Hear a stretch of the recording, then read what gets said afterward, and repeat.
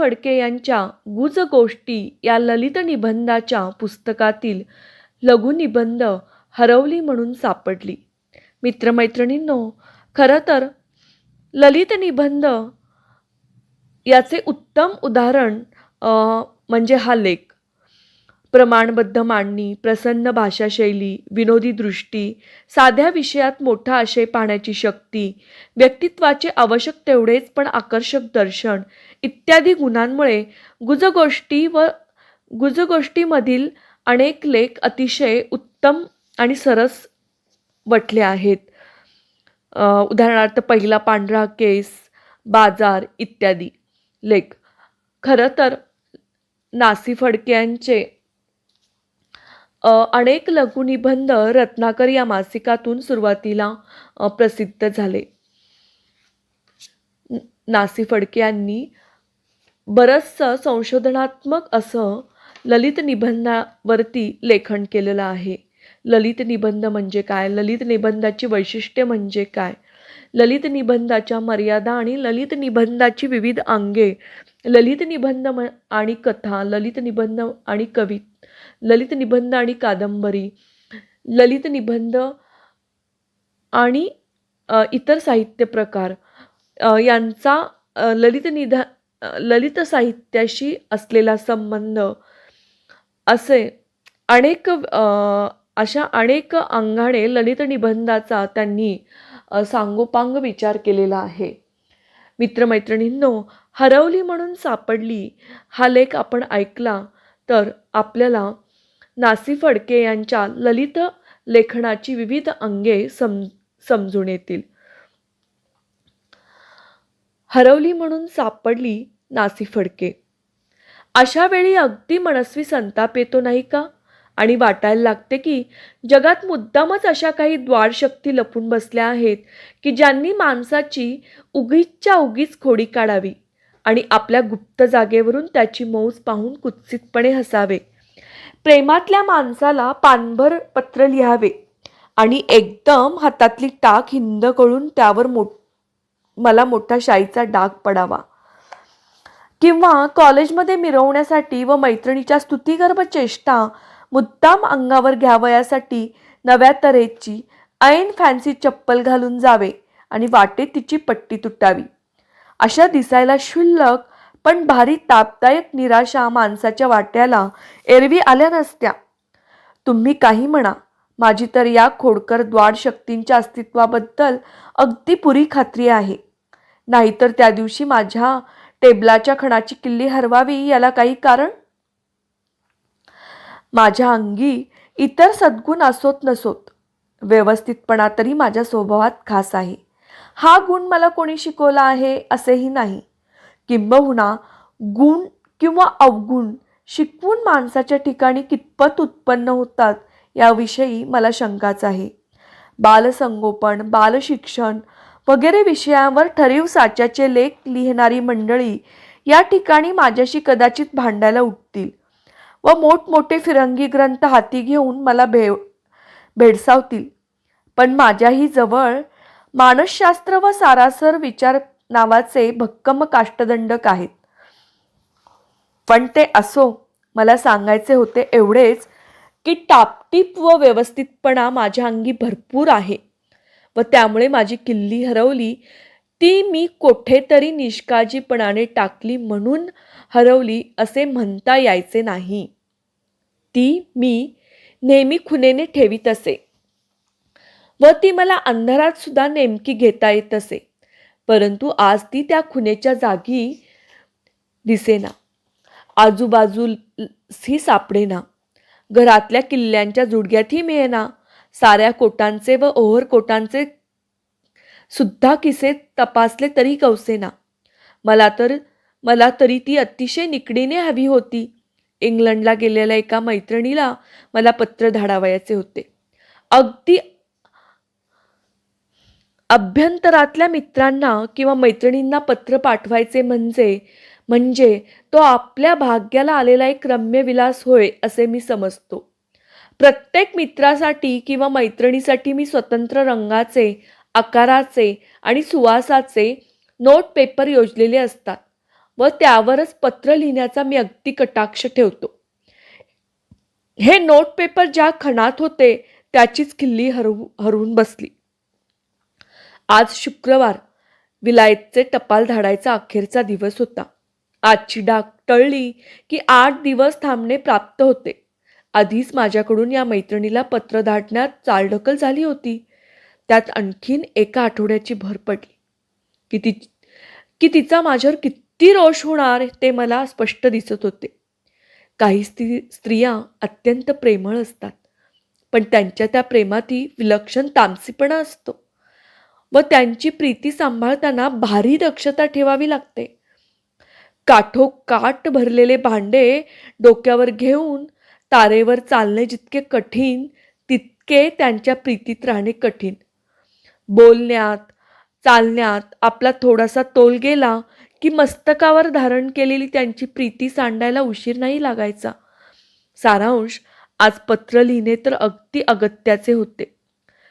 ठरीव नोटपेपरखेरीज पत्र लिहायला मी तयार नव्हतो आणि ज्या खणात नोटपेपर होते त्याची किल्ली तर काही केल्या सापडेना. ती आपल्या ठरीव जागी नव्हती आणि मी ती दुसऱ्या कोठे ठेवल्याचेही मला काही केले आठवेना.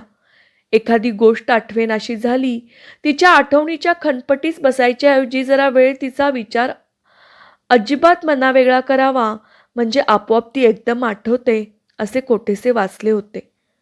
म्हणून तसा प्रयोग करून पाहिला, परंतु किल्लीवर विचार थांबवायच्या माझ्या प्रयत्नाने तो विचार उलट अधिकच दिवसला जाऊ लागला. शास्त्रीय सिद्धांत पुस्तकात शोभतात, व्यवहारात वापरू नये म्हणतात ते काही खोटे नाही. आता काय करावे? कुलूप फोडावे काय? त्या अत्याचारी मोहाला मी बळी पडलो असतो. पण तितक्यात मला आठवले की जी किल्ली सापडत नव्हती तिची एक जोड किल्ली टेबल घेतले त्यावेळी मला दिसली होती, मला मिळाली होती. माझ्या मधल्या माडीत भिंतीच्या अंगचे एक लहानसे बंदिस्त फडताळ होते. त्यात मी ती जोडकिल्ली टाकली असावी असेही मला खात्रीने वाटले, कारण त्या फडताळाचा मी एखाद्या कोठीसारखा उपयोग करीत असे. माझ्या लिहायच्या टेबलाच्या खणात ठेवण्यासारखे जे जे नसे ते मी फडताळात टाकून देई. केव्हा तरी काही निमित्ताने लागणारे असे जे जे मला वाटे ते चटकन या फडताळात ठेवायची माझ्या विद्यार्थी दशेपासून मला सवय झाली होती. माझ्या वाचण्याच्या, ऐकण्याच्या किंवा विचारांच्या ओघात काही चांगले सापडले की एका टाचनबुकात त्याची नोंद करावयाची अशी मला सवय झाली होती. तशीच ती सवय होती. काही चांगले वाचले, ऐकले किंवा सुचले की ते त्या बुकात लिहिल्याशिवाय मला चैन पडत नसे. आपण कधी हे बुक उघडून पाहतही नाही, मग हे टाचन करण्यात शोभाती काय असे प्रत्येक वेळी माझ्या मनात येई. पण ते क्षणभरच, आणि काय लिहायचे ते मी लिहून टाकीत असे. तद्वतच त्या फडताळात काही ठेवायला लागलो की मला वाटे, काय तेथे ठेवून उपयोग? आपण कधी यातली वस्तू मुद्दाम शोधून काढून वापरणार आहोत थोडीच. पण एकीकडे असे मनात येई तर दुसरीकडे जीवाला राहवत नसे व काय ठेवायचे ते फडताळ उघडून त्यात टाकून दिले म्हणजेच मला बरे वाटे. म्हणून मी उठलो आणि ते फडताळ उघडून पाहू लागलो. पण बोलून चालून मन मानेल तशा टाकलेल्या वस्तूंची जागा ती. तेथे मला ताबडतोब हवी ती किल्ली थोडीच दृष्टीस पडणार. ती झटकन दिसावी म्हणून अस्ताव्यस्त पडलेल्या त्या साऱ्या वस्तू मी अधीरतेने इकडल्या तिकडे व तिकडल्या इकडे करू लागलो. किती नाना प्रकारच्या वस्तू होत्या त्या. जुन्या चांदीच्या दौती, जुने कंगवे, उन्हात घालायचे चष्मे, शर्टची बटणे, फाउंटन पेनच्या पोकळ नळ्या, कॅलेंडरची भडक रंगातली चित्रे, लग्न मुंजीच्या निमंत्रणाची सोनेरी शाईत छापलेली जाड कार्डे, कंपास पेटीतील 4-2 सुटी उपकरणे, अशा असंख्य वस्तूंचा गोंधळ त्या जागी झाला होता. मी प्रथम जरी निर्विकार मनाने त्या उपसल्या व चाळवल्या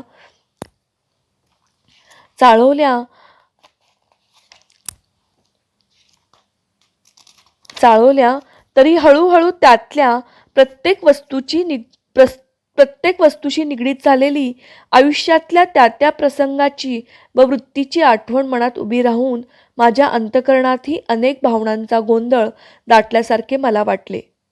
त्या पसाऱ्यात 2 अलगुजे पडली होती. आज जवळ 15 वर्षात मी त्या शिवलो नव्हतो. या वयात अलगूज वाजवीत बसलो तर लोक हसतील. मी लोकांच्या हसण्याला किंवा टीकेला भीड घालणार नाही किंवा माझी संगीताची आवड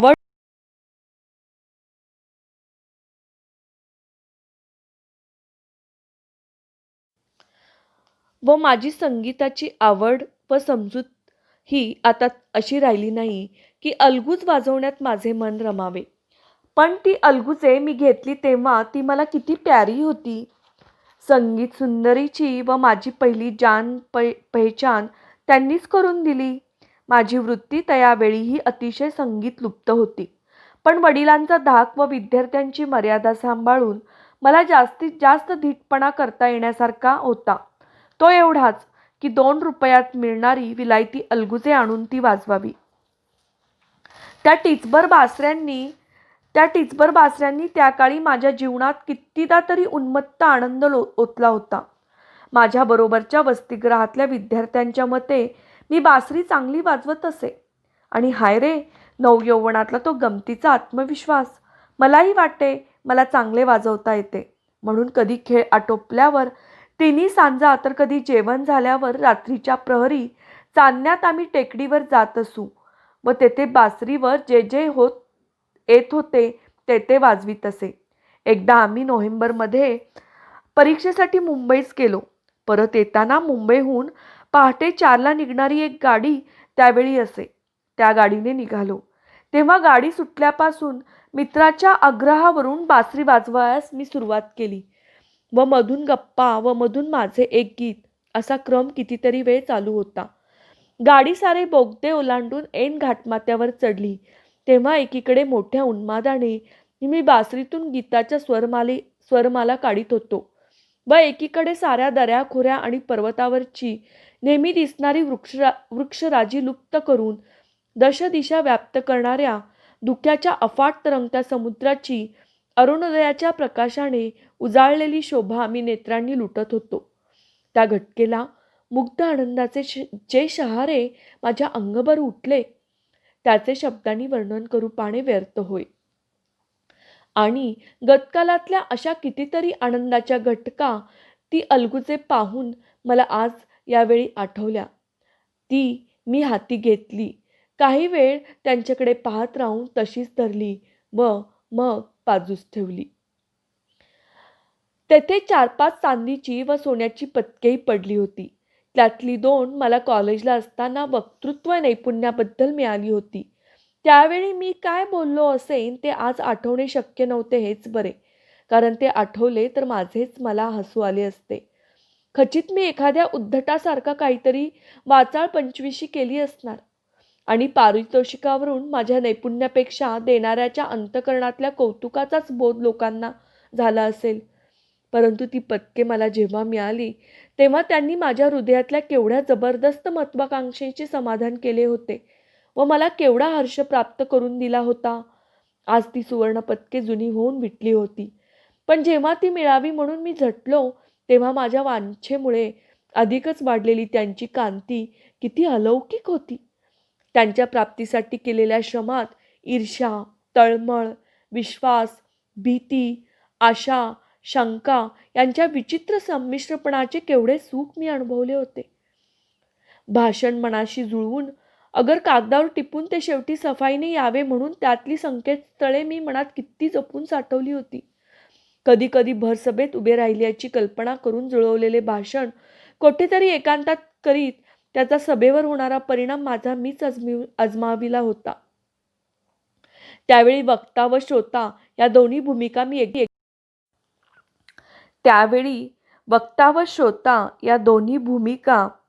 मी एकदम केल्या होत्या आणि वक्त्याचा अभिनिवेश आणि श्रोत्याची तन्मयता ही मी एकाच वेळी अनुभवताना माझे चित्त थरारले होते.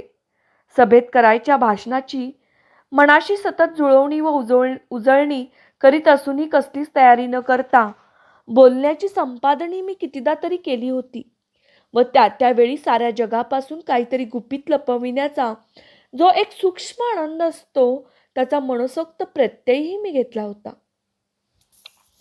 आणि कधी कधी प्रातःकाळच्या अगदी पहिल्या किंवा संध्याकाळच्या अगदी सरत्या घटकेची शांतता व एकांत साधून उंचवट्याच्या आघाडी उघड्या उंचवट्याच्या उघड्या जागी जाऊन सुरांची उंची आणि वाणीची स्पष्टता साध्य करण्यासाठी खड्या आवाजात मी ओरडलो होतो.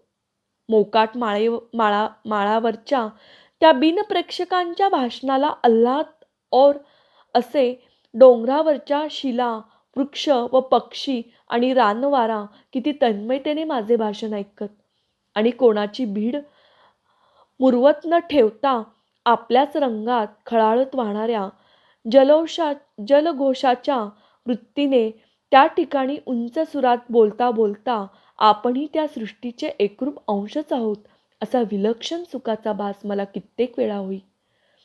डोंगरावर जाऊन त्या सुखाचा अनुभव मला आता कुठला घेता येणार. ती चांदी सोन्याची पदके पाहून निदान त्या सुखाची गोड आठवण तरी मला ताजी करून घेता येण्यासारखी होती व तसे मनसोक्त केल्यावरच मी ती हातची खाली ठेवली. फडतळातल्या त्या पसाऱ्यात एक कुत्र्याच्या गळ्यात घालावयाचा धातूचा पट्टा होता. माझी जाई नावाची एक लाडकी कुत्री होती, तिचा तो होता. मी 12-13 वर्षाचा होतो तेव्हा एका वैदूजवळून एका भाकरीवर विकत घेऊन मी ती बाळगली होती. माझ्या आईबापांना किंवा घरातल्या कोण्याही वडील माणसांना ती आवडत नसे, पण माझ्या मते ती फार गोजीरवाणी आणि हुशार होती. घरातली माणसे तिला घाण समजत, पण मला ती अस्वच्छ कधीच वाटली नाही. मी तिला अंगाखांद्यावर घेत असे, तिचे पटापट मुके घेत असे आणि तिला पांघरुणात घेतल्याशिवाय दूर निजणे माझ्या जीवावर येई. मी शाळेतून परत येताच शेपटी हलवून व माझ्या अंगावर उड्या घेऊन ती आपला जीव कासावीस करी. एकदा गणिताच्या मास्तरांनी मला छडी मारली होती व छडीचा तो मला पहिलाच अनुभव असल्याने घरी आलो तर हातावर अजून ते दुःख आहेसे मला वाटत होते व मन तर त्या अपमानाने जळत होते. पण घरी येताच आईने आपल्या भाबड्या जिभेने जेव्हा माझा तळहात आधाशासारखा चाटला तेव्हा माझे सारे मानसिक व शारीरिक शल्य पार नाहीसे झाले. जाईला दिल्याशिवाय मी कधी काही खाल्ले नाही की प्यालो नाही व त्याबद्दल वडीलधाऱ्यांनी रागाची कितीही बोलणी केली तरी ती मला अवघड वाटली नाहीत. पण जाई फार दिवस मला लाभली नाही. पहिल्याच खेपेस असताना तिला काय झाले कोणास ठाऊक, तिचे प्राणोत्क्रमण झाले. शेवटच्या क्षणी तिने पाण्याने भरलेल्या डोळ्यांनी माझ्याकडे जी केविलवाणी दृष्टी टाकली ती मी जन्मोजन्मी विसरणार नाही. तिचे शव नेलं तेव्हा मी रडून आकांत केला व तिची आठवण म्हणून तिच्या गळ्यातला पट्टा काढून ठेवला. आज तो पट्टा हाती घेताच या साऱ्या आठवणी माझ्या मनात उचंबळून आल्या आणि नवल असे की त्या इमानी मुक्या जनावराच्या त्या अखेरच्या शोकपूर्ण कटाक्षाची आठवणी मला सुखाचीच झाली. गतदुःखाच्या आठवणींपासून सुखाचाच अनुभव मिळतो हे काही खोटे नव्हे. त्या फडतळातल्या किती वस्तूंनी माझ्या आयुष्यातल्या सुखदुःखांचे किती प्रसंग माझ्या दृष्टीपुढे उभे केले ते किती सांगावे. जणू माझ्या चरित्राचे पुस्तकच माझ्या हाती आले व त्यातली प्रकरणामागून प्रकरणे मी वाचित राहिलो होतो. ती प्रकरणे वाचताना मला जो विलक्षण आनंद झाला त्याला दुसरी कसलीच उपमा देता येणार नाही. माझ्या टेबलाच्या खणाची किल्ली हरवली खरी, पण केवढ्या सौख्य सागराची किल्ली मला सापडली. किंबहुना ती हरवली म्हणूनच ही सापडली. किंबहुना ती हरवली म्हणूनच मला ही सापडली. खरं तर गुजगोष्टीतली ही हरवली म्हणून सापडली ही गोष्ट, किल्ली हरवणे ही किती साधी गोष्ट तुमच्या आमच्या नित्य परिचयाची. मात्र किल्ली हरवली की आपण त्रागा करीत सुटतो, डोक्यात राग घालतो, शेजाऱ्यापाजाऱ्यांचे जुडगे मागायला धावतो. पण या एका साध्या गोष्टीतून लेखक आपल्या जीवनातील हृदयगम्य स्मृतीचे दर्शन किती कुशलतेने आपल्याला करून देतो. प्रातःकाळी पडलेले धुके सूर्य उगवताच दूर व्हावे तसे काहीतरी हा लघुनिबंध संपविताना लेखकाच्या अंतरंगाविषयी वाटू लागते. खणाच्या आडगळीत टाकलेली दुसरी किल्ली शोधण्याकरिता तो फडताळ उघडतो आणि त्यातल्या जुन्या बाजाराचे वर्णन करतो. तेव्हा जणू काही आपणच आपले एखादे फडताळ उघडीत आहोत असे वाटते.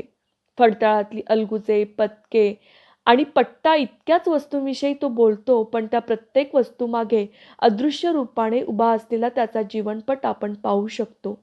त्याला लहानपणापासून संगीताची आवड आहे, कुत्र्यांचा शौक आहे आणि वक्तृत्व कमवण्याकरिता त्याने फार परिश्रम केले आहेत. हे सारे कळताच तो आपल्या अगदी जिवलग मित्रासारखा वाटू लागतो.